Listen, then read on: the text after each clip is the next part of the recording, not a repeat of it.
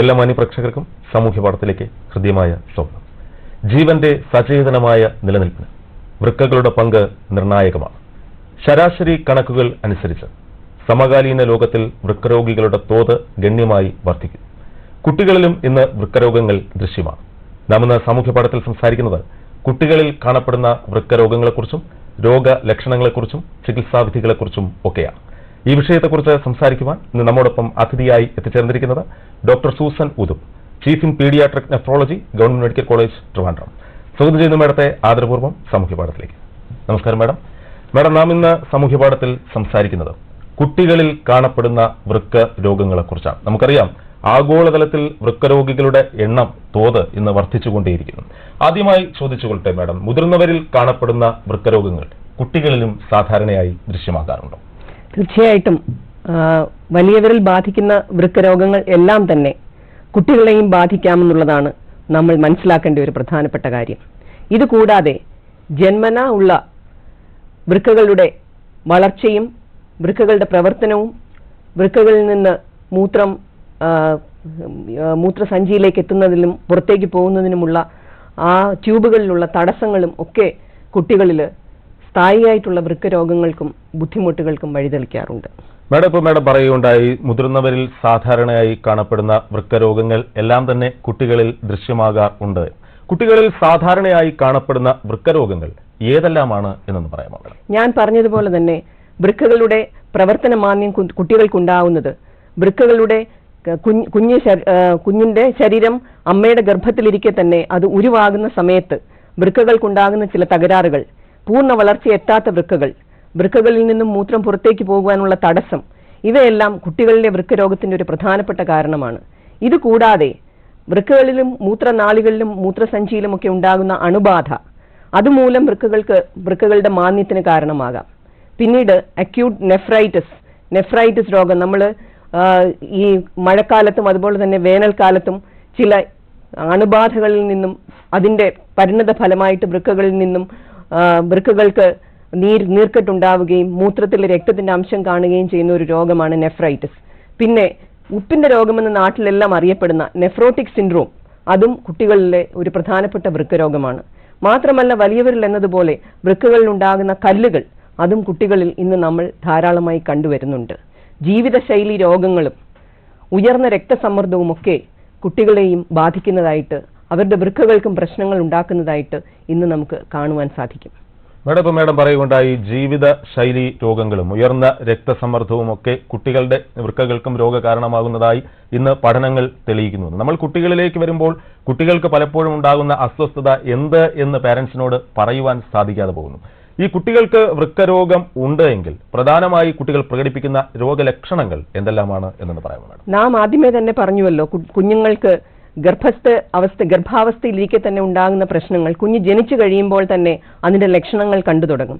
ഈ ലക്ഷണങ്ങൾ പ്രധാനമായിട്ടും നാം കുഞ്ഞിന്റെ മൂത്രമൊഴിക്കുന്ന ആ ധാരയുടെ ശക്തിപ്രവാഹം എങ്ങനെയുണ്ട്, അത് തടസ്സമുണ്ടോ, തുള്ളിയായിട്ട് മൂത്രം പോവുക, അടിക്കടി മൂത്രത്തിൽ പഴുപ്പ് വരിക, കുഞ്ഞിന് സാധാരണ ഒരു കുട്ടിക്ക് പോകുന്നതിനേക്കാളും കൂടുതൽ മൂത്രം പോവുക, കുഞ്ഞിന്റെ വളർച്ച മുരടിക്കുക, എല്ലുകൾക്ക് ബലം കുറയുക, അതുപോലെ തന്നെ വളരെ ദാഹം അനുഭവപ്പെടുക, കുഞ്ഞിന് വിളർച്ച, ഇതൊക്കെയാണ് ആ 1 വയസ്സിൽ താഴെയുള്ള വൃക്കരോഗമുള്ള കുട്ടികളുടെ പ്രധാനപ്പെട്ട ലക്ഷണങ്ങൾ.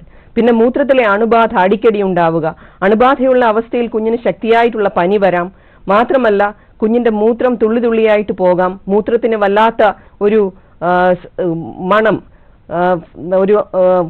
മണവും അതുപോലെ തന്നെ മൂത്രത്തിന്റെ നിറത്തിൽ, കഞ്ഞിവെള്ളത്തിന്റെ നിറത്തിലുള്ള മൂത്രം പോവുക, മൂത്രത്തിൽ രക്തത്തിന്റെ അംശം കാണുക, ഇതെല്ലാം തന്നെ മൂത്രത്തിലുള്ള അണുബാധയുടെ ലക്ഷണങ്ങളാണ്.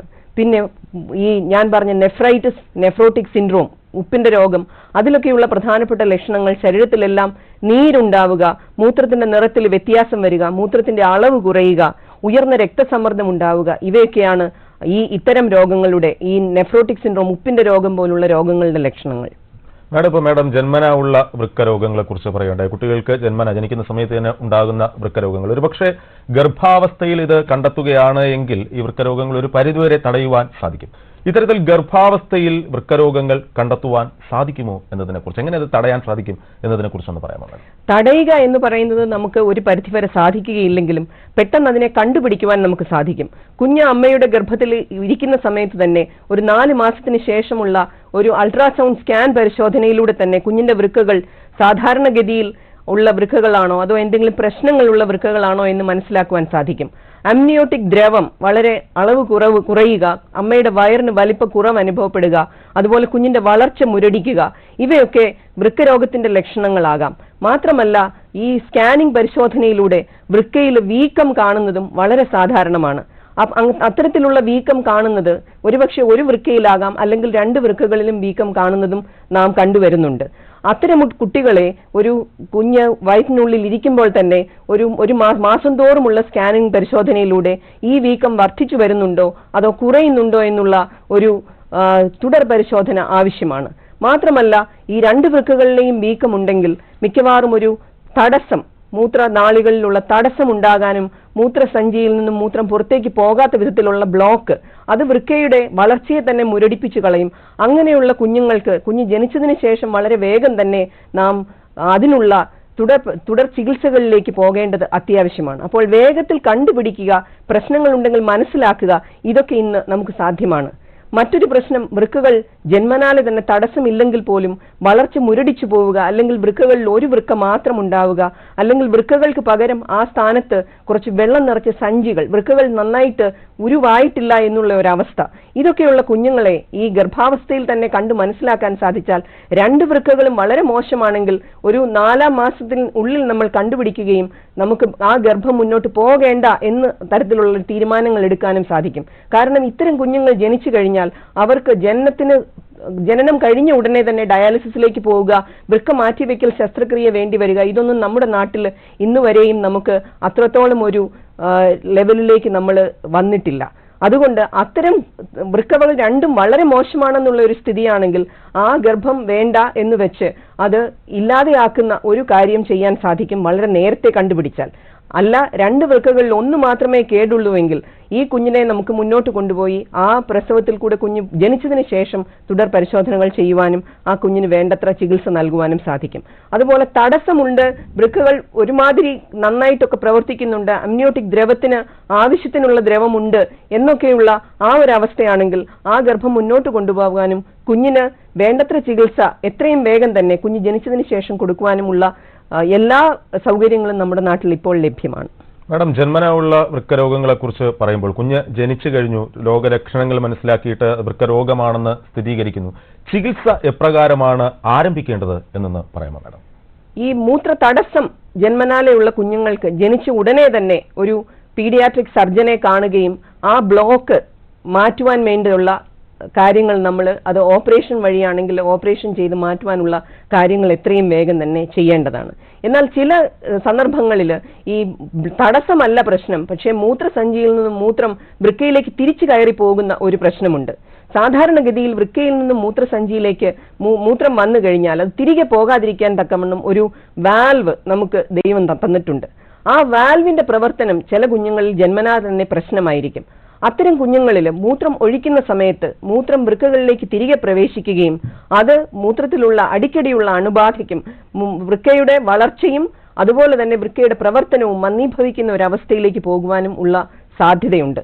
ഇത്തരം കുട്ടികൾക്ക് നാം ഈ വൃക്കയുടെ വീക്കം കുഞ്ഞ് ജനിച്ച് ഒരാഴ്ച അവസാനിക്കാറാകുമ്പോൾ ഉള്ള ഒരു സ്കാൻ, ആദ്യത്തെ 3 ദിവസം സ്കാനിങ് ചെയ്താൽ മിക്കവാറും ഇത്തരം പ്രശ്നങ്ങൾ കണ്ടുപിടിക്കുവാൻ വലിയ ബുദ്ധിമുട്ടാണ്. കാരണം ആദ്യത്തെ 3 ദിവസം കുഞ്ഞിന് മൂത്രം വളരെ കുറവായിരിക്കും.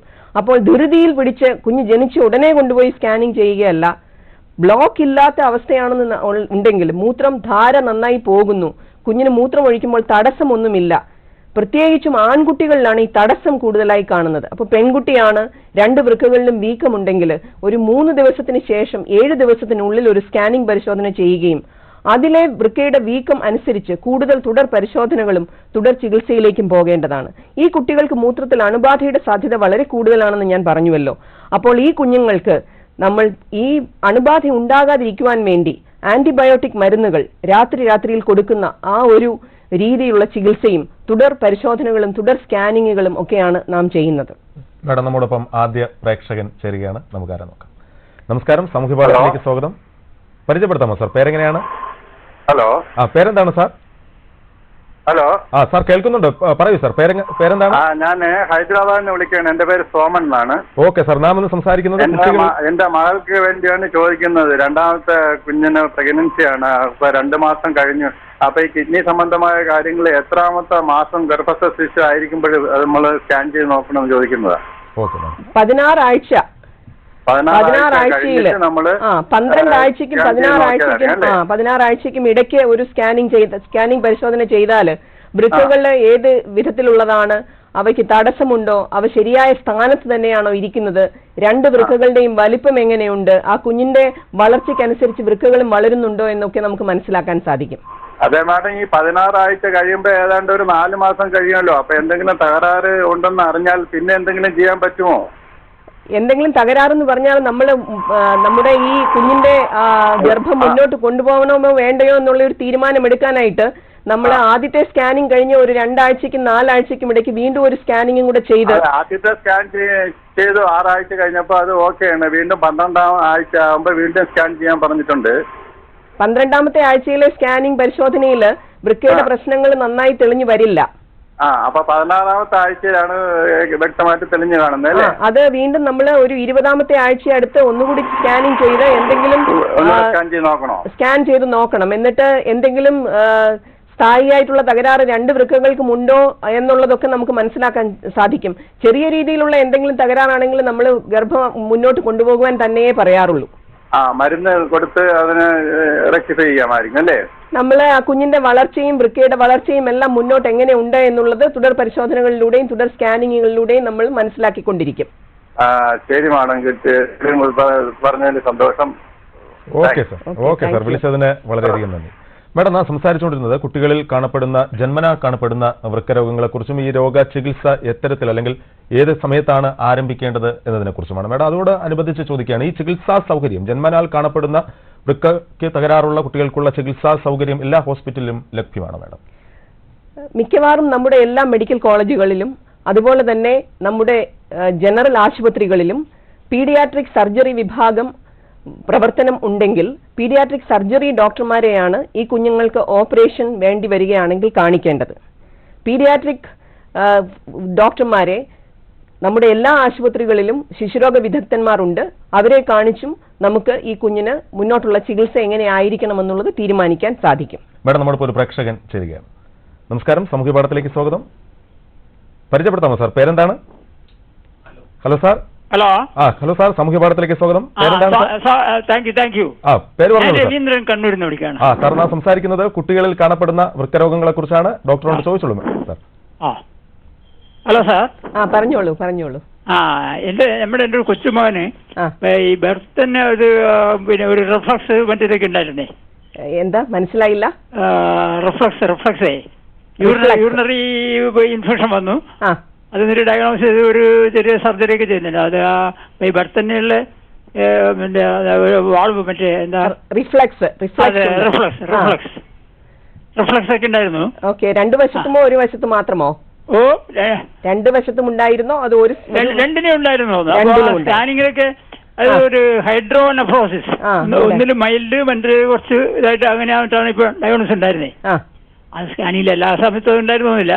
അപ്പോ അതിനെ പറ്റി ഒന്ന് അറിയാൻ വേണ്ടി വിളിച്ചത്. മകന് ഇപ്പോൾ എത്ര വയസ്സായി? കുഞ്ഞിന് ഇപ്പോ 5th സ്റ്റാൻഡേർഡിലെ 5ാം ക്ലാസ്സിലാണ്. പുറത്തുള്ള 5ാം ക്ലാസ്സിലാണ് പഠിക്കുന്നുണ്ട്. പിന്നെ ഹെൽത്ത് ഒക്കെ ഉണ്ട്, നല്ല ഹെൽത്ത് ഒക്കെ ഉണ്ട്. എത്ര വയസ്സിലായിരുന്നു ഓപ്പറേഷൻ ചെയ്തിരുന്നത്? ഇത് 1 വയസ്സ്. ആദ്യം ചെറിയ മറ്റേ ഇത് ചെയ്തു, പിന്നെ രണ്ടാമത് 1 വയസ്സ് 2 വയസ്സിനിടയില്ല ചെയ്തതാ. ഓക്കെ, അത് ഗർഭാവസ്ഥയിൽ വെച്ച് തന്നെ കണ്ടുപിടിച്ചോ അതോ പ്രസവിച്ചതിന് ശേഷം ഒരു കുറച്ച് മാസങ്ങൾക്ക് ശേഷമാണ് ഈ യൂറിനറി ഇൻഫെക്ഷൻ വന്ന് കണ്ടുപിടിച്ചത്. നമ്മൾ ആദ്യമേ തന്നെ പറഞ്ഞുവല്ലോ, ഈ വൃക്കയിൽ നിന്നും മൂത്രസഞ്ചിയിലേക്ക് മൂത്രം വരുന്നത്, മൂത്രം പുറത്തു പോകുമ്പോൾ ആ സമയത്ത് തിരിച്ച് വൃക്കയിലേക്ക് കടക്കാൻ പാടില്ല. അപ്പോൾ ആ ഒരു വാൽവിന്റെ തകരാറ് കാരണമാണ് ഈ റിഫ്ലക്സ് എന്ന പ്രശ്നം ഉണ്ടാവുന്നത്. അതുകൊണ്ടാണ് ഈ വൃക്കയ്ക്കുള്ള വീക്കത്തെയാണ് ഈ ഹൈഡ്രോനെഫ്രോസിസ് എന്ന് പറയുന്നത്. അപ്പൊ അത് 2 വശത്തും ഉണ്ടായിരുന്നു എന്ന് പറയുന്നു. ഓപ്പറേഷൻ ചെയ്തത് ആ വാൽവിന്റെ തകരാറ് പരിഹരിച്ചിട്ടുണ്ട്. പക്ഷേ ഈ കുട്ടിക്ക് ഈ വളർച്ചയ്ക്ക് മുരടിപ്പോ ഒന്നുമില്ല. കുട്ടിയുടെ വൃക്കയുടെ പ്രവർത്തനം എങ്ങനെയുണ്ട് എന്ന് രക്തപരിശോധനയിലൂടെ ഒന്ന് ഡോക്ടറെ കാണിച്ച് എല്ലാ വർഷവും നോക്കേണ്ടതും അതുപോലെ തന്നെ വൃക്കകളുടെ വളർച്ച എങ്ങനെയുണ്ട് എന്നുള്ളതും, വൃക്കയുടെ വളർച്ച കുഞ്ഞിന്റെ ശരീരത്തിന്റെ വളർച്ചയ്ക്ക് അനുസൃതമായിട്ട് വളരുന്നുണ്ടോ, രണ്ട് വൃക്കയും ഒരുപോലെ വളരുന്നുണ്ടോ എന്ന് നാം മനസ്സിലാക്കേണ്ടത് വളരെ പ്രധാനമാണ്. ഒരു അൾട്രാസൗണ്ട് സ്കാനിംഗ് പരിശോധനയും രക്തത്തിലെ ക്രിയാറ്റിനും യൂറിയ പരിശോധനയും ഒന്ന് കൊണ്ടുപോയി ചെയ്തു നോക്കിയാൽ ഇപ്പോഴത്തെ അവസ്ഥ എങ്ങനെയുണ്ടെന്ന് മനസ്സിലാക്കാം. പിന്നെ രണ്ട് വൃക്കകളുടെയും പ്രവർത്തനം ഒരേപോലെ ഉണ്ടോ അതോ ഒന്നിന് കൂടുതൽ തകരാറുണ്ടോ എന്നറിയാനായിട്ട് ന്യൂക്ലിയർ സ്കാനിംഗ് പരിശോധനയും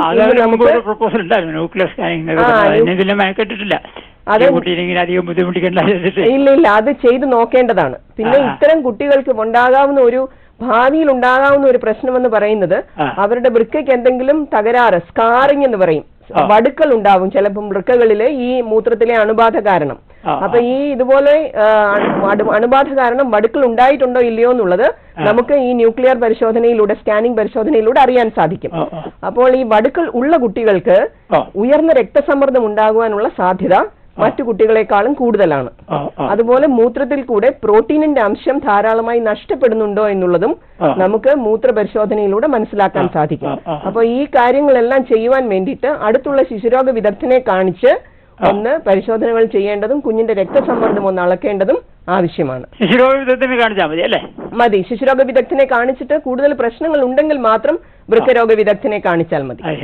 അപ്പൊ ഈ സ്കാനിംഗ് ഇതൊക്കെ എടുത്ത് നോക്കണം അല്ലേ? സ്കാനിംഗ് പരിശോധന എല്ലാം ചെയ്തൊന്ന് നോക്കാം. അഥവാ ഇത്തരം പ്രോബ്ലം ഉണ്ടെങ്കിൽ അതിന് റെമഡി എന്നാ മാഡം? അതിന് റെമഡി എന്ന് പറയുന്നത് കുഞ്ഞിനിപ്പോൾ വളർച്ചയൊക്കെ പ്രശ്നമൊന്നുമില്ല, കുഞ്ഞിന് രക്തസമ്മർദ്ദത്തിന്റേതായ ലക്ഷണങ്ങൾ, തലവേദന, ശ്രദ്ധയില്ലായ്മ, അങ്ങനത്തെ പ്രശ്നങ്ങളൊന്നും ഉള്ളതായിട്ട് പറഞ്ഞിട്ടില്ലാത്തത് കൊണ്ട് മിക്കവാറും എല്ലാം സാധാരണഗതിയിൽ തന്നെ വൃക്കകൾക്ക് നല്ല പ്രവർത്തനം ഉണ്ടാകാനുള്ള സാധ്യതയാണ് കൂടുതൽ. എന്തെങ്കിലും പ്രശ്നങ്ങൾ ഉണ്ടെങ്കിൽ, ഉയർന്ന രക്തസമ്മർദ്ദം ഉണ്ടെങ്കിൽ അതിനുള്ള മരുന്നുകളും, അതുപോലെ തന്നെ മൂത്രത്തിലൂടെ പ്രോട്ടീൻ നഷ്ടപ്പെടുന്നുണ്ടെങ്കിൽ അതിനുള്ള മരുന്നുകളും കുഞ്ഞിന് കൊടുക്കേണ്ടതാണ്. ഓക്കെ സാർ, വിളിച്ചതിന് വളരെയധികം നന്ദി. മാഡം, നമ്മുടെ മാന്യപ്രേക്ഷകനായ രവീന്ദ്രൻ സാർ ചോദിച്ചത് വൃക്കരോഗം ബാധിച്ച കുട്ടിയെക്കുറിച്ചായിരുന്നു. ഇത്തരത്തിൽ വൃക്കരോഗം സ്ഥിരീകരിച്ചു കഴിഞ്ഞാൽ കുട്ടികൾ ഭക്ഷണ കാര്യത്തിലും മറ്റിതര കാര്യങ്ങളിലും ശ്രദ്ധിക്കേണ്ട ഘടകങ്ങൾ എന്തൊക്കെയാണ് എന്നത് പറയാമോ? കുഞ്ഞിന്റെ വൃക്കയുടെ പ്രവർത്തനം എത്ര ശതമാനമുണ്ട് എന്നുള്ളത് നമുക്ക് പരിശോധനകളിലൂടെ മനസ്സിലാക്കിയെടുക്കാൻ സാധിക്കും. ഇപ്പോൾ നമ്മൾ പഴകിയ വൃക്കരോഗം തന്നെ പല സ്റ്റേജുകളിലായിട്ടാണ് ഇപ്പോൾ നമ്മൾ ചികിത്സയ്ക്ക് വേണ്ടിയിട്ട് ഒന്ന് മനസ്സിലാക്കിയെടുക്കും. അപ്പോൾ ആ ഒരു സ്റ്റേജ് 1, സ്റ്റേജ് 2 ഈ ലെവലിലൊക്കെയുള്ള വൃക്ക രോഗങ്ങൾ ഉണ്ടെങ്കിൽ മിക്കവാറും കുഞ്ഞിന്റെ രക്തത്തിലെ യൂറിയയുടെയും ക്രിയാറ്റിനിന്റെയും തോത് സാധാരണഗതിയിൽ അഥവാ അല്പം മോശപ്പെട്ട് നിൽക്കും. ആ അവസ്ഥയിൽ കുഞ്ഞിന്റെ ആഹാരക്രമം, സാധാരണ ഒരു കുട്ടിക്കുള്ള ആഹാരം എല്ലാം പ്രോട്ടീൻ അടങ്ങിയ ആഹാരം, അതുപോലെ അന്നജം അടങ്ങിയ ആഹാരം എല്ലാം കൊടുക്കാൻ പറ്റും. നമ്മൾ പ്രത്യേകിച്ച് മൂത്രത്തിന്റെ അളവും സാധാരണഗതിയിൽ തന്നെ ആയിരിക്കും മിക്കവാറും. ഈ കുട്ടികൾക്ക് ചിലപ്പോൾ മൂത്രത്തിന്റെ അളവ് വളരെ കൂടുതലായിരിക്കും. അവർ വളരെയേറെ ക്ഷീണിച്ച് നിർജ്ജലീകരണം കാരണം തളർന്ന് ഇരിക്കുന്ന ഒട്ടും ഒരു ഊർജമില്ലാതെ ഇരിക്കുന്ന ഒരു അവസ്ഥയും ചിലപ്പോൾ നമ്മൾ കാണാറുണ്ട്. അത്തരം കുട്ടികൾക്ക് നമ്മൾ ഉപ്പിന്റെ അളവ് ആഹാരത്തിൽ കൂടുതലായിട്ട് കൊടുക്കണം. വെള്ളത്തിന്റെ അളവ് മൂത്രം പോകുന്നതിന്റെ അളവിനനുസരിച്ച് തന്നെ കൊടുക്കണം. അവർക്ക് നിർജ്ജലീകരണം ഉണ്ടാകാൻ സാധ്യതയുള്ള വയറിളക്കം, ഛർദ്ദിൽ അതുപോലത്തെ പ്രശ്നങ്ങൾ വന്നാൽ നമ്മൾ വളരെ വേഗം തന്നെ ആശുപത്രിയിൽ എത്തിക്കുകയും അതിനുള്ള ചികിത്സ നൽകുകയും വേണം. ഈ അവസ്ഥയിൽ പഴങ്ങളൊന്നും കഴിക്കുന്നതിന് സാധാരണഗതിയിൽ പ്രശ്നങ്ങൾ ഇല്ല. അതുപോലെ തന്നെ ഈ കുഞ്ഞുങ്ങൾക്ക് നമ്മൾ രക്തത്തിലെ ചില പരിശോധനകൾ ചെയ്തിട്ട് കൂടുതൽ മരുന്നുകൾ ആവശ്യമുണ്ടെങ്കിൽ അതും ചെയ്തുകൊണ്ട് ഈ കുഞ്ഞുങ്ങളെ തുടർ പരിശോധനയിൽ എല്ലാ 6 മാസം 1 വർഷം കൂടുമ്പോൾ നമ്മൾ കണ്ടുകൊണ്ടിരിക്കണം. കൂടുതൽ മോശമാകുന്ന വൃക്കരോഗമുള്ള കുട്ടികൾക്ക് ഉയർന്ന രക്തസമ്മർദ്ദം ഉണ്ടെങ്കിൽ ഉപ്പിന്റെ തോത് നമ്മൾ ആഹാരത്തിൽ കുറയ്ക്കണം. എന്നാലും കുട്ടികൾക്ക് വളർന്നുകൊണ്ടിരിക്കുന്ന സമയമായതുകൊണ്ട് പ്രോട്ടീനിന്റെ അളവ് ആഹാരത്തിൽ കുറയ്ക്കാൻ പാടില്ല. ആവശ്യത്തിന് പ്രോട്ടീൻ ഉള്ള, അത് നല്ല പ്രോട്ടീൻ, നമ്മൾ മുട്ട, പാല്, അതുപോലെ തന്നെ മത്സ്യം, ചിക്കൻ, ഇതെല്ലാം ഈ കുഞ്ഞുങ്ങൾക്ക് കഴിക്കാൻ കൊടുക്കേണ്ടതാണ്. ഉയർന്ന രക്തസമ്മർദ്ദം ഇല്ലാത്ത കുട്ടികൾക്ക് മുൻപേ ഞാൻ പറഞ്ഞതുപോലെ മൂത്രത്തിന്റെ അളവ് ധാരാളം ഇരിക്കുകയും മൂത്രത്തിൽ കൂടെ ഉപ്പ് ധാരാളം നഷ്ടപ്പെടുകയും ചെയ്യുന്നുണ്ടെങ്കിൽ ആ കുട്ടികൾക്ക് നീരൊന്നും ഒരിക്കലും അത്തരം പ്രശ്നങ്ങളിൽ, പ്രത്യേകിച്ചും ഈ ജന്മനാ തന്നെയുള്ള രോഗങ്ങളിലുള്ള കുട്ടികൾക്ക് നീരൊന്നും ശരീരത്തിൽ കാണില്ല. അവർക്കപ്പോൾ വെള്ളത്തിന്റെ അളവിന് നിയന്ത്രണം വേണ്ട, ഉപ്പിന്റെ അളവിന് നിയന്ത്രണം വേണ്ട. പക്ഷേങ്കിൽ നമ്മൾ ഡോക്ടർമാരെ കാണുമ്പോൾ പ്രഷർ, രക്തസമ്മർദ്ദം പരിശോധിക്കുകയും അതുണ്ടെങ്കിൽ അതിനനുസരിച്ചിട്ടുള്ള ആഹാരക്രമം മാറ്റുകയും ആവശ്യമാണ്.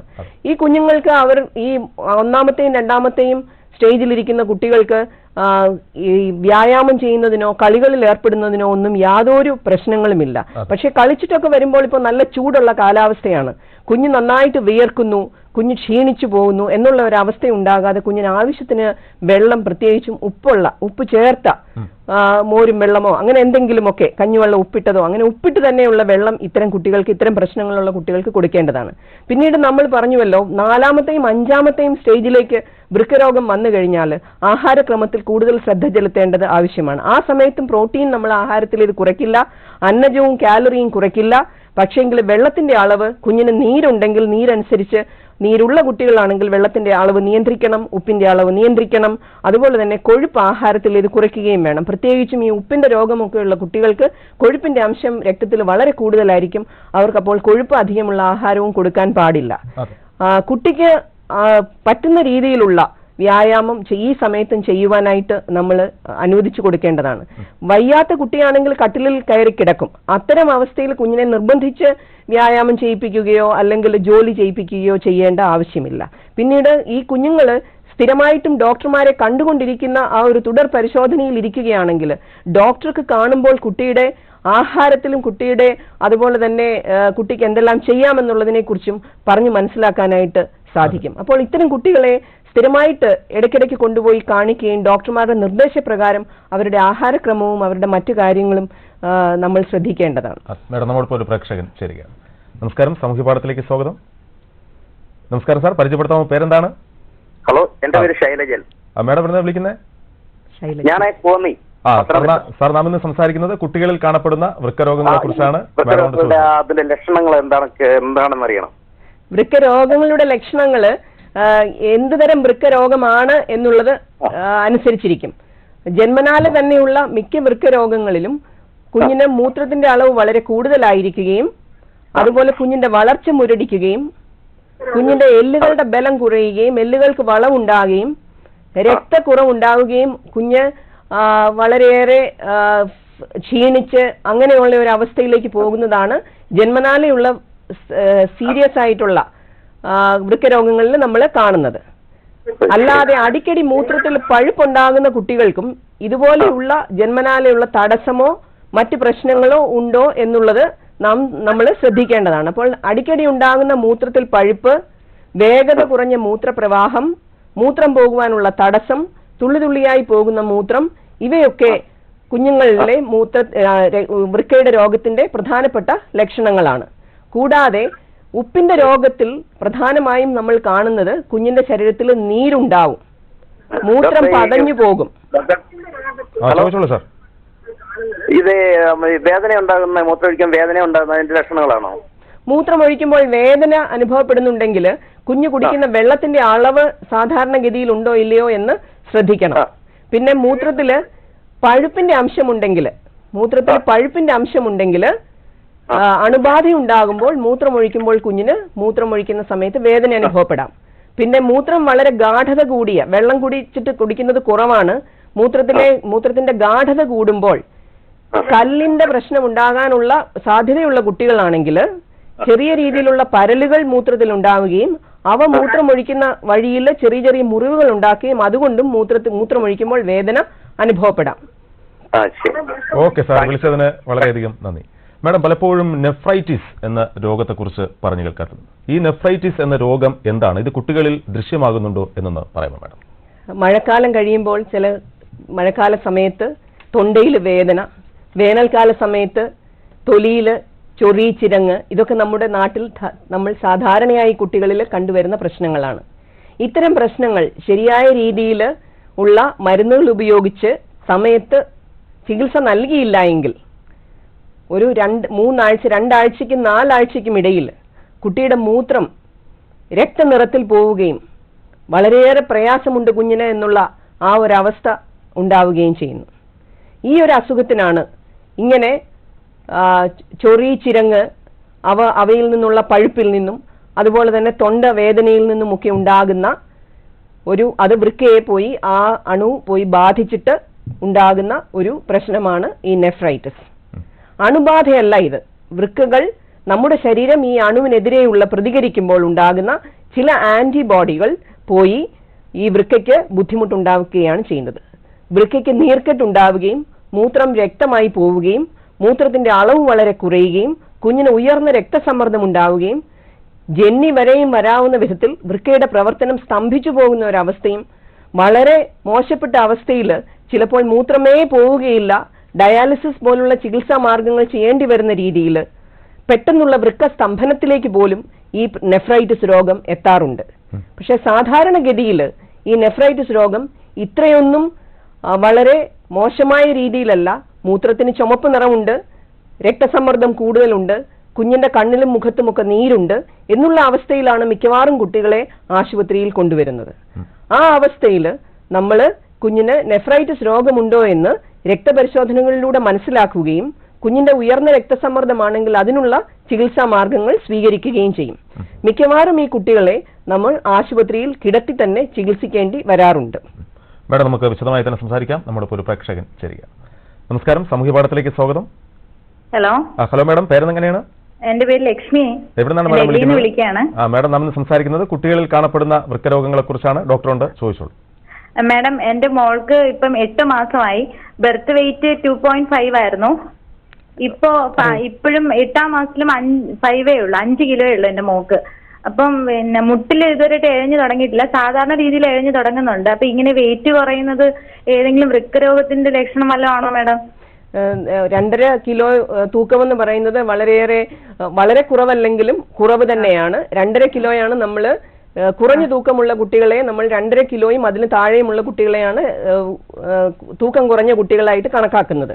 അപ്പോൾ ഞാൻ ചില ചോദ്യങ്ങൾ ചോദിക്കട്ടെ. ഗർഭിണിയായിരുന്ന സമയത്ത് വയറില് അമ്നിയോട്ടിക് ദ്രവത്തിന്റെ അളവ് കുറവാണ് എന്ന് വല്ലതും സ്കാനിംഗ് പരിശോധനയിൽ പറഞ്ഞിട്ടുണ്ടോ? അങ്ങനത്തെ യാതൊരുവിധ പ്രശ്നങ്ങളും ഉണ്ടായിരുന്നില്ല. കുഞ്ഞിന്റെ വൃക്കകൾ രണ്ടും ആ സമയത്ത് ഉള്ള സ്കാനിംഗ് പരിശോധനയിൽ വൃക്കകൾ സാധാരണ വൃക്കകൾ തന്നെയാണ് എന്ന് പറഞ്ഞു തന്നിട്ടുണ്ടോ? അതോ അങ്ങനെ? അതെ അതെ, അല്ല, അതിനൊന്നും ഒന്നും പറഞ്ഞിട്ടില്ല, വേറെ പ്രോബ്ലം ഒന്നുമില്ല. അപ്പോഴ് ഈ വെയിറ്റ് കുറയുന്നത് ഇപ്പൊ 5 കിലോ എന്ന് പറയുമ്പോൾ ഡോക്ടർ ഇവിടെ പറയുന്നത് കുറവാണ് എന്നാണ് പറയുന്നത്. 8 മാസമായില്ലേ, 5 കിലോ. 8 മാസത്തില് 5 കിലോ കുറവാണ്.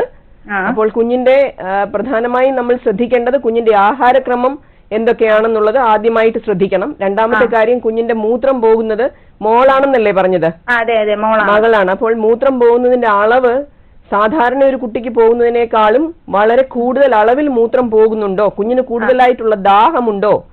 കുഞ്ഞിന്റെ അവള് പിന്നെ ഫുഡ് കഴിക്കുന്നത് വളരെ കുറവാണ്, പക്ഷെ വെള്ളം കൂടുതൽ കുടിക്കാറുണ്ട്. ഒരു ദിവസം പിന്നെ ഒരു 6 പ്രാവശ്യമൊക്കെ മൂത്രം പോകും. ആ മൂത്രം ഓരോ പ്രാവശ്യം പോകുന്നത് ഏതെങ്കിലും ഒരു തവണയെങ്കിലും ഒന്ന് മൂത്രത്തിന്റെ അളവ് എടുത്തു നോക്കിയാല് നമുക്ക് അത് എത്ര തവണ പോയി എന്നുള്ളത് മനസ്സിലാക്കി കുഞ്ഞിന്റെ മൂത്രത്തിന്റെ അളവ് സാധാരണഗതിയിലും കൂടുതലാണോ എന്നുള്ളത് മനസ്സിലാക്കേണ്ടതാണ്. പിന്നീടുള്ള കാര്യം, കുഞ്ഞിന്റെ എല്ലുകൾക്ക് വളർച്ച എങ്ങനെയുണ്ട്, എല്ലുകൾക്ക് വളമുണ്ടോ, അതെങ്ങനെ തിരിച്ചറിയാൻ പറ്റും മാഡം? സാധാരണഗതിയിൽ കുഞ്ഞുങ്ങള് നിലത്തുകൂടി ഇഴയാൻ തുടങ്ങി കഴിയുമ്പോൾ നമ്മൾ കൈയുടെ ഈ ഭാഗത്തെ എല്ല് കുറച്ച് വീക്കം വന്നതുപോലെ നമ്മൾ കാണും. കൈയുടെ ഈ റിസ്റ്റിലുള്ള എല്ലുകൾ, ആ എല്ലുകൾ സാധാരണഗതിയിലായിരിക്കുന്നതെങ്കിൽ ഈ റിക്കറ്റ്സ് അല്ലെങ്കിൽ കണ എന്ന പ്രശ്നം ഇല്ല എന്ന് നമുക്ക് മനസ്സിലാക്കാം. അതൊക്കെ നോർമൽ ആണ്. അപ്പോൾ പിന്നെ ഈ വൃക്കയുടെ രോഗമാകാനുള്ള സാധ്യത ഈ കുഞ്ഞിന് കുറവാണ്. കുഞ്ഞിന് വിളർച്ചയുണ്ടോ? വിളർച്ച ഇല്ല, അതിനൊന്നും ഇല്ല. ആള് ആക്റ്റീവ് ആണ്, വേറെ പ്രശ്നമൊന്നുമില്ല. അനീമിയ, ഹിമോഗ്ലോബിൻ കുറവ്, വിളർച്ച അതില്ല മാഡം. ഇല്ല. അപ്പോൾ നിശ്ചയമായിട്ടും ഈ 5 കിലോ എന്ന് പറയുന്നത് 8ാം മാസത്തിലെ കുറഞ്ഞ തൂക്കമാണ്. കുഞ്ഞിന് വൃക്കയുടെ പ്രശ്നമാണോ അല്ലയോ, അതുപോലെ തന്നെ എന്തുകൊണ്ടാണ് കുഞ്ഞിന് ഇതുപോലെ വളർച്ച മുരടിച്ചിരിക്കുന്നതെന്ന് അറിയാൻ വേണ്ടിയിട്ട് ശിശുരോഗ വിദഗ്ധനെ കാണിച്ച് കുഞ്ഞിന്റെ രക്തപരിശോധനകളും ചെയ്ത് ഒരു വയറിന്റെ സ്കാനിംഗ് പരിശോധനയും ചെയ്യേണ്ടതാണ്. പിന്നെ മിനിമം വെയിറ്റ് എത്രയാണ് മാഡം 8ാം മാസത്തിൽ വേണ്ട, അത്യാവശ്യം വേണ്ട വെയിറ്റ്? 2.5 കിലോയുള്ള ഒരു കുട്ടി 5ാം മാസത്തിൽ തന്നെ 5 കിലോ എത്തണം. 5 കിലോ എത്തേണ്ട സമയം 5ാം മാസമാണ് 2.5 കിലോ ഉള്ള കുട്ടി. അപ്പോൾ ഈ 8ാം മാസത്തില് 5 കിലോ എന്ന് പറയുന്നത് കുറഞ്ഞ തൂക്കമാണ്. എത്ര വേണം മാഡം? ഒരു 7 കിലോ എങ്കിലും 6-7 കിലോ എങ്കിലും 8ാം മാസത്തിൽ വേണം. 2.5 കിലോ ആണല്ലോ തുടക്കം. അതെ, തുടക്കം 2.5 കിലോയാണ്. അപ്പോൾ ഈ കുട്ടിക്ക് ഈ വൃക്കയുടെ രോഗം മാത്രമല്ല വളർച്ച മുരടിപ്പിന് കാരണം, വേറെ പല പ്രശ്നങ്ങളും വളർച്ച മുരടിപ്പിന് കാരണമാകാം. പിന്നെ രക്തത്തിലെ പരിശോധനയിൽ ബൈകാർബണേറ്റ് എന്ന് പറയുന്ന ഒരു അംശത്തിന്റെ അളവ് പരിശോധിക്കേണ്ടതാണ്. അത് കുറവാണ് എങ്കിൽ വൃക്കയുടെ പ്രശ്നം ഉണ്ട് എന്നുള്ളത് നമുക്ക് ഒരു പരിധിവരെ അറിയാൻ പറ്റും. പിന്നെ യൂറിയയും ക്രിയാറ്റിനും നോക്കേണ്ടതാണ്. വയറിന്റെ ഒരു സ്കാനിംഗ് പരിശോധനയും ചെയ്യേണ്ടതാണ്. ഇത്രയും ചെയ്തു കഴിഞ്ഞാൽ അത് കുഞ്ഞിന്റെ വൃക്കകളുടെ പ്രവർത്തനം ഏകദേശം സാധാരണ നിലയിലാണെന്നും ഈ വെയിറ്റ് കൂടാത്തത് മറ്റേതെങ്കിലും കാരണം കൊണ്ടാണെന്നും നമുക്ക് അറിയാൻ പറ്റും. Okay madam, thank you. Okay Lakshmi madam, വിളിച്ചതിന് നന്ദി. മാഡം സംസാരിച്ചത് വൃക്ക സ്തംഭനത്തെ കുറിച്ചാണ്. ഒന്ന് വിശദമാക്കാമോ മാഡം? കുട്ടികളിൽ കാണപ്പെടുന്ന വൃക്ക സ്തംഭനത്തിന്റെ ലക്ഷണങ്ങളെക്കുറിച്ചും പ്രധാന കാരണങ്ങളെക്കുറിച്ചും ഒന്ന് പറയാം. വൃക്ക സ്തംഭനം രണ്ട് തരത്തിലുണ്ട്. ഒന്ന് പെട്ടെന്നുണ്ടാകുന്ന വൃക്കയുടെ സ്തംഭനം. അത് പ്രധാനമായും വയറിളക്കം, ഛർദില് തുടങ്ങി നിർജ്ജലീകരണത്തിലേക്ക് എത്തുന്ന, ശരീരത്തിലെ ജലാംശം കുറഞ്ഞു പോകുന്ന ചില പ്രശ്നങ്ങളാണ് പെട്ടെന്നുള്ള വൃക്കസ്തംഭനത്തിന്റെ ഏറ്റവും പ്രധാന കാരണമായിട്ട് നമ്മൾ കണക്കാക്കുന്നത്. ഇതുകൂടാതെ നമ്മൾ മുമ്പേ പറഞ്ഞതുപോലെ നെഫ്രൈറ്റിസ് എന്ന രോഗവും വൃക്കയുടെ പെട്ടെന്നുള്ള സ്തംഭനത്തിലേക്ക് വഴിതെളിക്കാം. പിന്നെ മറ്റു ചില രോഗങ്ങളുണ്ട്. HUS, ഹീമോളിറ്റിക് യുറീമിക് സിൻഡ്രോം എന്ന് ഞങ്ങൾ പറയും. രക്തത്തിലെ ചുവന്ന അണുക്കൾ പൊട്ടിപ്പോവുകയും രക്തത്തിൽ പ്ലേറ്റ്ലെറ്റിന്റെ അംശം കുറയുകയും ചെയ്യുന്ന ഈ രോഗത്തില് വൃക്കയുടെ സ്തംഭനവും കാണാറുണ്ട്. പിന്നെ പാമ്പ് കടിക്കുന്ന, അതുപോലെ തന്നെ വേറെ ചില ഈ തേള് കുത്തുക, അതുപോലുള്ള പ്രശ്നങ്ങൾ, തേനീച്ച, അതുപോലെ ഈ ആനിമൽ ബൈറ്റ്സ് ആൻഡ് ടോക്സിൻസ്, അത് കാരണം വൃക്ക പെട്ടെന്ന് സ്തംഭിച്ചു പോകാം. പിന്നെ ചില മരുന്നുകൾ, പ്രത്യേകിച്ചും വേദന സംഹാരികളായ മരുന്നുകൾ, ആന്റിബയോട്ടിക്, ചില പ്രത്യേകതരം ആന്റിബയോട്ടിക്കുകൾ, ഇവയൊക്കെ ആയുർവേദ മരുന്നുകൾ, ചില ഹെവി മെറ്റൽസ് ഉള്ള ആയുർവേദ മരുന്നുകൾ, ഇവയൊക്കെ ഉപയോഗിക്കുന്നതിൽ നിന്നും വൃക്കയുടെ പ്രവർത്തനം പെട്ടെന്ന് സ്തംഭിച്ചു പോകാം. വൃക്കയുടെ പ്രവർത്തനം സ്തംഭിക്കുമ്പോൾ ആദ്യമായിട്ട് നമ്മൾ കാണുന്നത് മൂത്രത്തിന്റെ അളവ് വളരെയേറെ കുറയും. കുഞ്ഞിന്റെ ശരീരത്തിൽ നീര് ഉണ്ടാവും. കുഞ്ഞിന് ഛർദില്, അതുപോലെ തന്നെ യൂറിയയുടെ അളവ് ശരീരത്തിൽ കൂടുന്നതനുസരിച്ച് കുഞ്ഞ് വളരെയേറെ കുഴഞ്ഞ്, അതുപോലെ തന്നെ കുഞ്ഞിന്റെ ബോധമണ്ഡലത്തിന് പ്രശ്നങ്ങൾ വരികയും കുഞ്ഞിന് ജന്നി പോലുള്ള പ്രശ്നങ്ങൾ ഉണ്ടാകാം. കുഞ്ഞിന്റെ വിശപ്പില്ലാതെ വരാം. മൂത്രത്തിന്റെ അളവ് തീരെ കുറയുകയും ചിലപ്പോൾ മൂത്രം തന്നെ ഇല്ലാതെയും ഇരിക്കുന്ന അവസ്ഥകളും കാണാറുണ്ട്. പിന്നെ എലിപ്പനി പോലുള്ള, ഡെങ്കിപ്പനി പോലുള്ള പ്രശ്നങ്ങളിലും, അതുപോലെ തന്നെ അണുബാധ, വളരെ മോശമായ രീതിയിൽ ശരീരത്തിലെ എല്ലാ അവയവങ്ങളെയും ബാധിക്കുന്ന അണുബാധ ഉണ്ടാകുമ്പോഴും പെട്ടെന്നുള്ള വൃക്കസ്തംഭനം ഉണ്ടാകാറുണ്ട്. ഇത്തരം പ്രശ്നങ്ങളിൽ കുഞ്ഞിനെ നല്ല രീതിയിലുള്ള ചികിത്സ ലഭിക്കുന്ന ആശുപത്രിയിൽ കൊണ്ടുപോയി ICU പോലുള്ള സ്ഥലങ്ങളിൽ അഡ്മിറ്റ് ചെയ്ത് ആ കുഞ്ഞിന് വേണ്ടത്ര ചികിത്സ നൽകേണ്ടതാണ്. മിക്കവാറും മൂത്രത്തിന്റെ അളവ് വളരെ കുറയുകയും നീരിന്റെ അളവ് വളരെ കൂടുകയും യൂറിയയും ക്രിയാറ്റിനിന്റെയും അളവ് രക്തത്തിൽ വളരെ കൂടിയിരിക്കുകയും ചെയ്യുന്ന അവസ്ഥയിൽ ഡയാലിസിസ് പോലുള്ള ചികിത്സാ മാർഗങ്ങൾ നാം സ്വീകരിക്കേണ്ടതായി വരാറുണ്ട്. പക്ഷെ ഇത്തരം സന്ദർഭങ്ങളിൽ ഈ കുട്ടികൾക്ക് ശരിയായിട്ടുള്ള ചികിത്സയും ശരിയായിട്ടുള്ള രോഗനിർണയവും ചെയ്താൽ ഈ കുഞ്ഞുങ്ങളെ ജീവിതത്തിലേക്ക്, സാധാരണ ജീവിതത്തിലേക്ക് നമുക്ക് തിരിച്ചു കൊണ്ടുവരാൻ കഴിയും. കാരണം വൃക്കകൾ ഒരു സമയം കഴിയുമ്പോൾ അത് നമ്മളുടെ ചികിത്സയോട് പ്രതികരിക്കുകയും വൃക്കകൾ പഴയ രീതിയിലേക്ക് മിക്കവാറും വരികയും ചെയ്യും. അപ്പോൾ പെട്ടെന്നുള്ള വൃക്കസ്തംഭനം നാം കണ്ടുപിടിച്ച് ശരിയായ ചികിത്സ നൽകി കഴിഞ്ഞാൽ ആ കുഞ്ഞിന്റെ ജീവൻ രക്ഷപ്പെടുത്താനും വൃക്കകളെ സാധാരണ ഗതിയിലേക്ക് കൊണ്ടുപോകാനും സാധിക്കും. രണ്ടാമത്തെ തരത്തിലുള്ള വൃക്കസ്തംഭനം എന്ന് പറയുന്നത് സ്ഥായിയായ വൃക്കസ്തംഭനമാണ്. മാഡം, നമുക്ക് സ്ഥായിയായ വൃക്കസ്തംഭനത്തെ കുറിച്ച് വിശദമായി തന്നെ സംസാരിക്കാം. നമ്മുടെ ഒരു പ്രേക്ഷകൻ ശരിയാണ്. നമസ്കാരം, സാമൂഹ്യപാഠത്തിലേക്ക് സ്വാഗതം. നമസ്കാരം സാർ, സാമൂഹ്യപാഠം, പേര് പറയാമോ? ഹലോ സാർ, കേൾക്കുന്നുണ്ടോ? സ്വാഗതം സാർ, സാമൂഹ്യപാഠം, പേരെങ്ങനെയാണ്? പേര് സുനിൽകുമാർ എന്നായിരുന്നു. സുനിൽകുമാർ, എവിടുന്ന വിളിക്കുന്നത്? ഞാൻ പെരുമ്പാവൂരിൽ നിന്ന്. സുനിൽകുമാർ, നാം സംസാരിക്കുന്നത് കുട്ടികളിൽ കാണപ്പെടുന്ന വൃക്കരോഗങ്ങളെ കുറിച്ചാണ്. ഡോക്ടറുണ്ട്, ചോദിച്ചോളൂ. പറയൂ. പെരുമ്പാവൂര്. ചോദിച്ചോളൂ. പറഞ്ഞോളൂ സാർ, ചോദിച്ചോളൂ സാർ. ആയിക്കോട്ടെ. എനിക്ക് 2 വയസ്സുള്ളൊരു കുട്ടി ഉണ്ടായിരുന്നു. ആ കുട്ടി ജന്മനാള് ഉണ്ടായപ്പോ ചെറിയൊരു പ്രശ്നം ഉണ്ടായിരുന്നു. പറഞ്ഞോളൂ സാർ. കുറച്ചു കാലം ഇതുവരെ ആന്റിബയോട്ടിക് ഇങ്ങനെ കഴിച്ചുകൊണ്ടിരിക്കുവാണ്. ഇപ്പൊ അതിന്റെ കിഡ്നിയുടെ പ്രവർത്തനങ്ങൾ നിലച്ചുകൊണ്ടിരിക്കുവാണ്. എത്ര വയസ്സുണ്ട് കുഞ്ഞിനിപ്പോ? ഇപ്പൊ 2 വയസ്സ്. എത്ര വയസ്സിലാണ് ഈ വൃക്കകളുടെ പ്രശ്നമുണ്ടായെന്ന് കണ്ടുപിടിച്ചത്? ഇല്ല, ജന്മത്തിലെ കൊച്ചിന് ചെറിയ അവയവങ്ങൾ അങ്ങോട്ടും ഇങ്ങോട്ടും മാറിയിരുന്നായിരുന്നു. ഓക്കെ. മകനാണോ മകളാണോ? അല്ല, ആൺകൊച്ച. ഓക്കെ. അപ്പോൾ അന്ന് തുടങ്ങിയ എന്താണ്, വൃക്കയില് തടസ്സമാണോ അതോ വൃക്കകളുടെ വളർച്ച മുരടിച്ചിരിക്കുന്നതാണോ? എന്താണ് ശരിയായിട്ടുമുള്ള പ്രശ്നം എന്താണ്? അല്ല, ഇപ്പൊ അതിന്റെ കിഡ്നി ചുങ്ങിക്കൊണ്ടിരിക്കുക. ഒരെണ്ണം ചുങ്ങിപ്പോയി, അടുത്തതും ചുങ്ങിക്കൊണ്ടിരിക്കുകയാണ്. മൂത്രനാളികളും യൂറീറ്ററ, ട്യൂബിനൊക്കെ എങ്ങനെയാണ്? അതെല്ലാം സാധാരണ ഗതിയിലുള്ളതാണോ അതോ ഇല്ല, ഇപ്പൊ അമൃത ഹോസ്പിറ്റലാണ് ചികിത്സ. പറഞ്ഞോളൂ സാർ. പറഞ്ഞോളൂ. അപ്പൊ അവര് അടിയന്തരമായിട്ട് ഓപ്പറേഷൻ ചെയ്യണമെന്നാണ് പറഞ്ഞേക്കണത്. എന്താ ഓപ്പറേഷൻ ആണെന്ന് പറഞ്ഞ് മനസ്സിലാക്കിയോ? ഇപ്പൊ കീഹോള് ചെയ്യാം. കീഹോൾ ഏത് തരത്തിലുള്ള ഓപ്പറേഷൻ ആണ്, ഏത് ഭാഗത്താണ് ചെയ്യേണ്ടതെന്ന് പറഞ്ഞോ? ഇല്ല, ആ 2 കിഡ്നിയും വികസിപ്പിച്ച് വയ്ക്കാൻ ഉള്ള ഒരു പരിപാടി ചെയ്യാന്നാണ് പറഞ്ഞേക്കണത്. ഓക്കെ, അപ്പം തടസ്സമുണ്ട് എന്നാണ്. വികസിപ്പിച്ച് വെക്കാമെന്ന് പറഞ്ഞിട്ടുണ്ടെങ്കിൽ മിക്കവാറും അത് തടസ്സം. ഇപ്പോഴത്തെ കണ്ടീഷൻ, ഇപ്പൊ മേഡം കുറച്ചു മുമ്പ് സംസാരിച്ച മാതിരി തന്നെ കൊച്ചു മൂത്രം ഒഴിക്കും. മൂത്രം ഒഴിക്കുമ്പോ കുറച്ച് മൂത്രം ഒഴിച്ചേച്ച് നിർത്തും. ഓക്കെ, പറഞ്ഞോളൂ. പക്ഷെ ബാക്കി മൂത്രം അടുത്ത കിഡ്നിക്ക് അകത്തേക്കാ പോണേന്ന് പറഞ്ഞ് അത് എല്ലാ മാസവും അവിടെ ഇരുന്ന് ഊറി ഇൻഫെക്ഷൻ ആയിട്ട് വരും. അപ്പോൾ നിങ്ങൾ തുടർച്ചയായിട്ട് വൈകുന്നേരം ആന്റിബയോട്ടിക് മരുന്നുകൾ ഈ കുഞ്ഞിന് ഉപയോഗിച്ചുകൊണ്ടാണോ ഇരിക്കുന്നത്? അതെ. കുഞ്ഞിന് 2 വയസ്സായപ്പോ മൂത്രസഞ്ചി വികാസം എങ്ങനെയുണ്ടെന്ന് വല്ലതും ഡോക്ടർ പറഞ്ഞു തന്നോ? മൂത്രസഞ്ചി അവിടെ നിന്ന് കഴിക്കണമെന്ന് പറഞ്ഞുകൊണ്ട് തന്നേക്കണ മരുന്നാ.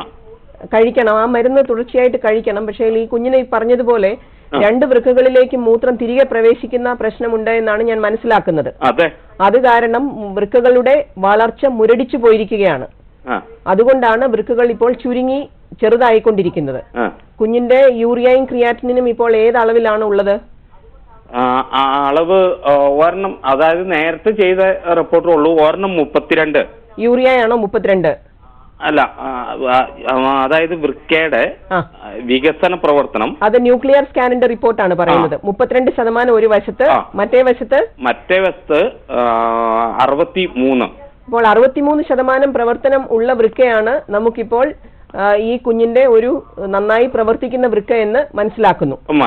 32% മറ്റത് പോയി. ഇപ്പൊ 32 എന്ന് പറഞ്ഞത് പൂർണ്ണമായിട്ട് തീർന്നുപോയി.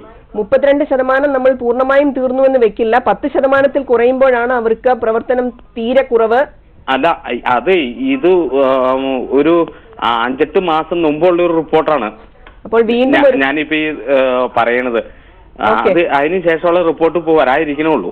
കുഞ്ഞിന്റെ രക്തത്തിലെ യൂറിയയുടെയും ക്രിയാറ്റിന്റെയും അളവ് അറിയാമെങ്കിൽ ഒന്ന് പറയൂ. യൂറിയയും ക്രിയാറ്റിനും ഈ പരിശോധനയിൽ നിന്നും നമുക്ക് പെട്ടെന്ന് വിളിച്ചു മാത്രമേ ഉള്ളൂ. കുഴപ്പമില്ല. ഈ പരിശോധനയിൽ നിന്നും പ്രത്യേകിച്ചും ക്രിയാറ്റിനിന്റെ അളവ് രക്തത്തില് സാധാരണ ഒരു കുട്ടിക്കുള്ള അളവിലേ ഉള്ളെങ്കിൽ ഈ കുഞ്ഞിന്റെ ആ 68% പ്രവർത്തിക്കുന്ന വൃക്ക കുഞ്ഞിന്റെ ശരീരത്തിന് ആവശ്യമായ പ്രവർത്തനം ഇപ്പോൾ കൊടുക്കുന്നുണ്ട് എന്ന് നമുക്ക് മനസ്സിലാക്കാം. 32% പ്രവർത്തനമുള്ള വൃക്ക കുഞ്ഞ് വളരുന്നതിനനുസരിച്ച് ചിലപ്പോൾ ഈ റിഫ്ലക്സ് എന്ന് പറയുന്ന പ്രശ്നം നമ്മൾ അത് ഓപ്പറേഷൻ ചെയ്ത് അതിന്റെ ആ ഒരു യൂറീറ്റർ വീണ്ടും മൂത്രസഞ്ചിയിലേക്ക് വീണ്ടും അത് ഓപ്പറേഷൻ ചെയ്ത്. ഒരു കാര്യം ചോദിച്ചോട്ടെ, ഞാൻ ഈ കഴിഞ്ഞ ദിവസം ഞാൻ ചെന്ന് റിസൾട്ട് വന്നോളൂ എന്ന് പറഞ്ഞില്ലേ, അവിടെ ചെന്ന് കഴിഞ്ഞപ്പോ ഇപ്പൊ ഈ 62% എന്ന് പറഞ്ഞ സാധനം അത് 38 അതും ചുരുങ്ങി. 38 ചുരുങ്ങിയപ്പോ മറ്റേത് എത്രയുണ്ട്? മറ്റേതിന്റെ കേസ് ഒരെണ്ണത്തിന്റെ കേസേ പറഞ്ഞോളൂ.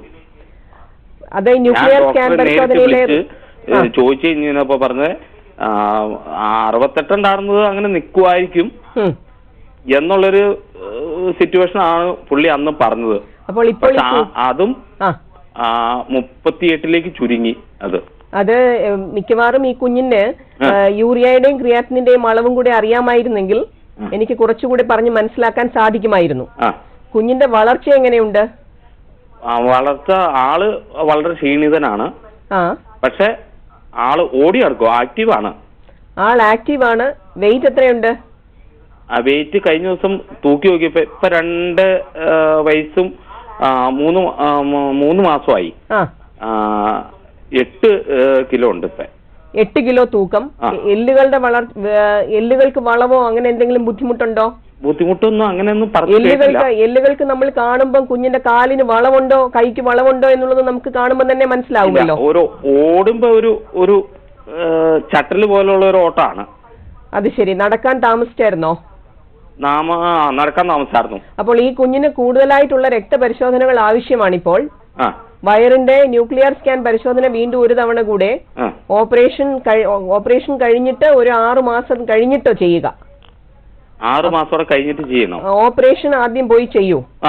പറഞ്ഞിരിക്കുന്ന ഓപ്പറേഷൻ ചെയ്തതിന് ശേഷം 6 മാസം കഴിയുമ്പോൾ ഈ ഓപ്പറേഷന്റെ ആ ഒരു തടസ്സം അല്ലെങ്കിൽ ഈ റിഫ്ലക്സ് ഉള്ളത് നമ്മൾ ശരിയാക്കി ഓപ്പറേഷൻ വഴി ശരിയാക്കി കഴിയുമ്പോൾ വൃക്കയുടെ പ്രവർത്തനവും വൃക്കയുടെ വളർച്ചയും കുറച്ചുകൂടി മെച്ചപ്പെടാൻ സാധ്യതയുണ്ട്. അപ്പോൾ അങ്ങനെ മെച്ചപ്പെട്ടോ ഇല്ലയോ എന്നുള്ളത് നമുക്ക് ഈ കുഞ്ഞിന്റെ ഓപ്പറേഷന് ശേഷം 6 മാസത്തിനും 1 വർഷത്തിനും ഇടയ്ക്ക് ഒരു ന്യൂക്ലിയർ സ്കാനും കൂടെ ചെയ്ത് നോക്കിയാൽ നമുക്ക് മനസ്സിലാക്കാൻ സാധിക്കും. അപ്പൊ ഓപ്പറേഷൻ വേണം ഈ കുഞ്ഞിന്. കാരണം കുഞ്ഞിന്റെ വൃക്ക ഈ അവസ്ഥയിൽ ഓപ്പറേഷൻ വേണമെന്ന് പറഞ്ഞിട്ട് അവിടുത്തെ ഡോക്ടർ അടിയന്തരമായിട്ട് വേണമെന്ന് പറഞ്ഞിട്ട് പുള്ളി കത്ത് തന്നിട്ടുണ്ടായിരുന്നു എനിക്ക്. KSEBിൽ ജോലി ചെയ്യുന്ന ഒരാളാണ്. അപ്പൊ അത് പോയി ചെയ്തോളൂ. അപ്പോൾ അത് ചെയ്യുന്നതിന് മുമ്പ് തീർച്ചയായിട്ടും കുഞ്ഞിന്റെ രക്തത്തിന്റെ പരിശോധന ആശുപത്രിയിൽ ചെയ്യും. അപ്പോൾ അതിൽ നിന്നും കുറച്ചുകൂടി കാര്യങ്ങൾ മനസ്സിലാക്കാൻ സാധിക്കും. ഓക്കെ സുനിൽകുമാർ, കൂടുതൽ വിവരങ്ങൾക്ക് വിളിക്കുക. നമ്പർ കോൾ ചെയ്യുന്നുണ്ട്, ഒന്ന് നോട്ട് ചെയ്തോളൂ. ഓക്കെ ഒന്ന് നോട്ട് ചെയ്തോളൂ. ശരി സാർ, വിളിച്ചതിന് നന്ദി. മാഡം, നമ്മുടെ മറ്റൊരു പ്രേക്ഷകൻ ചേരുക. നമസ്കാരം, സാമൂഹ്യ പാഠത്തിലേക്ക് സ്വാഗതം. ഹലോ, പരിചയപ്പെടുത്താമോ സാർ? സാമൂഹ്യ പാഠത്തിലേക്ക് സ്വാഗതമാണ്. പേരെന്താണ്? ഹലോ, ഞാൻ അശ്വതി. ഇവിടെ നിന്നാണ് മാഡം വിളിക്കുന്നത്? പാമ്പാടി. ഓക്കെ മാഡം, ചോദിച്ചോളൂ, ഡോക്ടറോട് ചോദിച്ചോളൂ.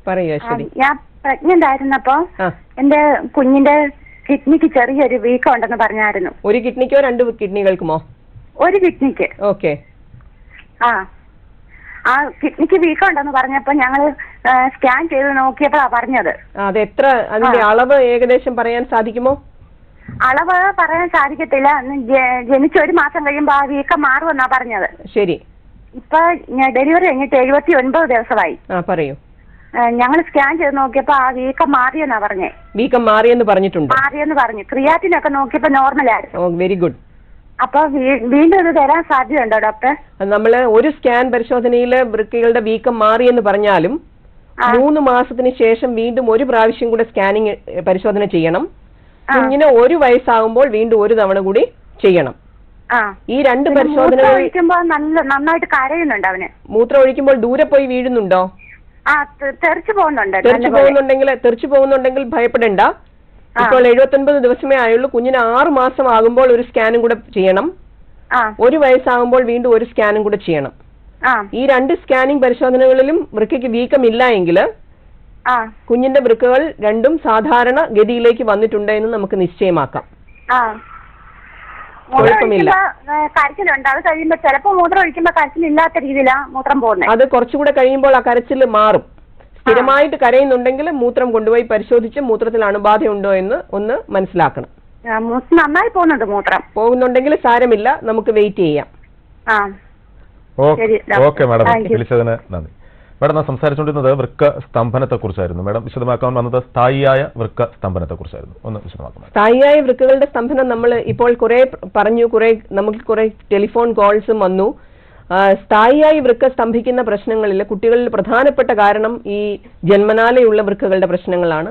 പിന്നീട് ചില രോഗങ്ങൾ വന്നു കഴിഞ്ഞാലും വൃക്കകളുടെ സ്തംഭനം, പെട്ടെന്നുണ്ടായ വൃക്കസ്തംഭനം ശരിയായ ചികിത്സ ലഭിക്കുന്നില്ലെങ്കിൽ അതും സ്ഥായിയായ വൃക്കസ്തംഭനത്തിലേക്ക് ചില പ്രത്യേക സാഹചര്യങ്ങളിൽ പോകാൻ സാധ്യതയുണ്ട്. അടിക്കടിയുള്ള അണുബാധ കുഞ്ഞുങ്ങളുടെ വളരുന്ന വൃക്കകളാണ് കുട്ടികളുടേത്. ആ സമയത്ത് വൃക്കകളിൽ അണുബാധ ഉണ്ടാകുന്നതും സ്ഥായിയായിട്ടുള്ള വൃക്കസ്തംഭനത്തിന് വഴിതെളിക്കും. പിന്നെ നമ്മൾ പറഞ്ഞ ഉപ്പിന്റെ രോഗം 85-90% കുട്ടികളിലും പൂർണ്ണമായിട്ടും ചികിത്സിച്ച് മാറ്റാൻ സാധിക്കും, വൃക്കസ്തംഭനത്തിലേക്ക് വരില്ല. എന്നാൽ ഒരു 5-10% കുട്ടികളിൽ മരുന്നുകളോട് പ്രതികരിക്കാത്ത രോഗമാണെങ്കിൽ അതും സ്ഥായിയായിട്ടുള്ള വൃക്കസ്തംഭനത്തിന് വഴിതെളിക്കാവുന്നതാണ്. അപ്പോൾ അത് മനസ്സിലാക്കി അതിനുള്ള ചികിത്സ സമയത്ത് കൊടുക്കുകയും ഈ കുഞ്ഞുങ്ങളെ തുടർ പരിശോധനകളിലും വൃക്കകളുടെ പ്രവർത്തനം എങ്ങനെയുണ്ട്, ഏത് രീതിയിൽ പോകുന്നു, വൃക്കകൾ പെട്ടെന്ന് മോശപ്പെടാതെ നമ്മൾ എന്തൊക്കെ ശ്രദ്ധിക്കേണ്ടതാണ്. ഞാൻ പറഞ്ഞല്ലോ, നിർജ്ജലീകരണം വരുന്ന രോഗങ്ങളിൽ പെട്ടെന്ന് നമ്മൾ ചികിത്സ എടുക്കുകയും പാനീയ ചികിത്സ മാത്രം ചെയ്തുകൊണ്ടിരുന്നാൽ ചിലപ്പോൾ വൃക്കകളുടെ പ്രവർത്തനം തന്നെ മോശപ്പെട്ടു പോകാം ഇത്തരം കുട്ടികളിൽ. കാരണം അവരുടെ ശരീരത്തിലെ ജലാംശം വളരെ കുറവാണ്, അവർക്ക് മൂത്രം ധാരാളമായിട്ട് പോകുന്നു. വൃക്കകൾക്ക് ശരീരത്തിലെ വെള്ളത്തിന്റെ അളവ് കുറയുമ്പോൾ മൂത്രം കുറയ്ക്കുവാനുള്ള കഴിവ് വളരെ കുറവായിരിക്കും. അപ്പോൾ ഇത്തരം കുട്ടികളെ പെട്ടെന്ന് ആശുപത്രിയിൽ എത്തിക്കുകയും ഇത്തരം അസുഖങ്ങൾ വരുമ്പോൾ, അണുബാധ, അതുപോലെ തന്നെ വയറിളക്കം, ഛർദിലൊക്കെ വരുമ്പോൾ അവർക്ക് പെട്ടെന്ന് ചികിത്സ നൽകുകയും ചെയ്തില്ലെങ്കിൽ ആ ഒരു കാരണം കൊണ്ട് തന്നെ ചിലപ്പോൾ വൃക്കകൾ മോശപ്പെട്ടു പോകാം.